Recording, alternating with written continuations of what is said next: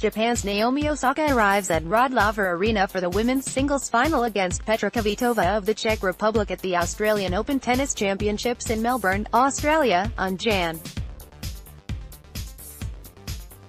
26. AP photo, Melbourne Like. The 21-year-old she is, Naomi Osaka, stepped into Rod Laver Arena for the Australian Open final with a cell phone in her right hand, and music in both ears. The headphones she wore carried the swirling brass, bouncing beat and boastful lyrics of J-Rock's Win, the same pre-match song Osaka listened to throughout the tournament and at last year's U.S. Open, too. You might wanna keep score, the rapper says. I win, win, win, win, right now. That's how Osaka is living at tennis' most important events. Her championship at Melbourne Park, via a 7-6, 2, 5-7, 6-4 victory over Petra Kvitova on Saturday night, gave Osaka 2 straight Grand Slam trophies.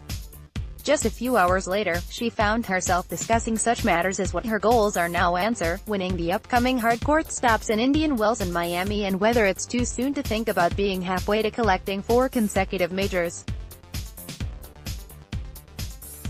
The way the tennis world is, there's always the next tournament, the next slam, and we all just want to keep training hard and winning more, said Osaka, who was born in Japan and moved to the U.S. at age 3. So I'm not really sure if I'm satisfied. Petty stuff for someone who already has accomplished so much in such a short amount of time. A year ago, Osaka was ranked 72nd. She had lost by the third round in 7 of her 8 appearances at Grand Slam tournaments. The lone exception was a 4th-round run at the Australian Open in January 2018. That's as far as she'd been by then. So Osaka was getting impatient. Look at her now. She is the first woman with back-to-back major championships since Serena Williams, the player Osaka beat in the U.S. Open final last September, captured 4 in a row from 2014 to 2015. Osaka also guaranteed that she will ascend to No. 1 in the WTA rankings for the first time Monday, making her the youngest player to hold the top spot since Caroline Wozniacki was 20 in 2010. Does it feel as if this all happened really quickly? I mean, to me, it doesn't.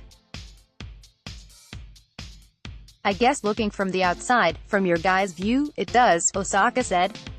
For me, every practice and every match that I've played, it feels like the year is short and long at the same time. But I'm aware of all the work that I put in. I know all the sacrifices that every player does to stay at this level. I mean, in my opinion, it didn't feel fast. It felt kind of long, maybe. But her growth as a player and a competitor has been so swift.